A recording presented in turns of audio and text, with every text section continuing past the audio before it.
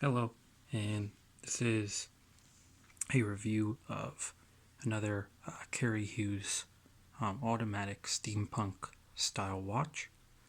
Um, this watch, like the other one I had made a review for, it's automatic movement.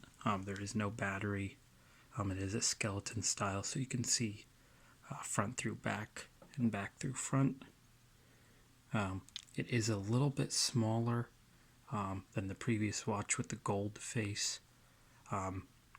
And this watch does have a little bit of different characteristics than the previous watch. It should be noted that on this watch, seems like a manufacturer LK coloring or IK coloring seems to be the origin of it. On the face, it does also say mechanical movement.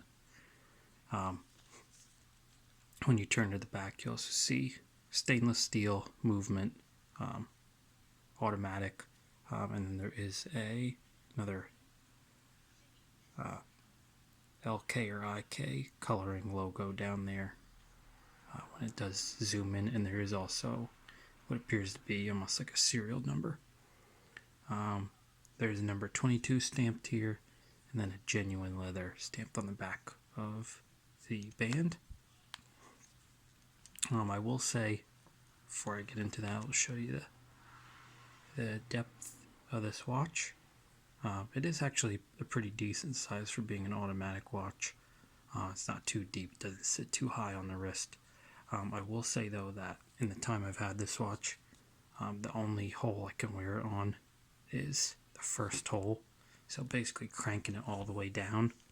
Otherwise it does kind of play around on my wrist. I do also want to point out that there is a seconds feature on this watch, but they did not put an actual hand to monitor that. So basically you're getting a miniature style seconds hand for nothing, basically just for show. But I needed a watch that was going to be mostly black, with some metal and silver, no gold. So this watch certainly fits the bill of that. It's a nice watch.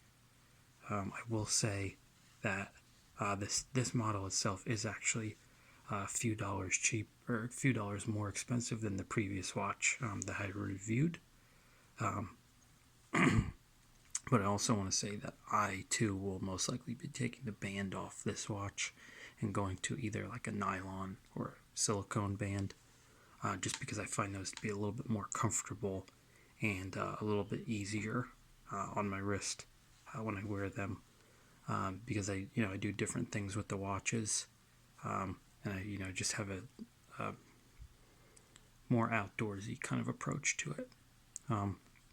I will say though that I have used this watch in cold weather and in water, and it's held up fine. There's been really no issues. Even winding it the first time, it went right along, and it hasn't lost any movement since. I do want to mention though that these watches, this one in front of me and the one I previously reviewed, they do lose movement over time, so you can't let it sit for more than a day or two without the watch stopping. So you do have to wind them if you're going to take them off for a prolonged time. But other than that, that's pretty much the review. And there's the watch. Thank you.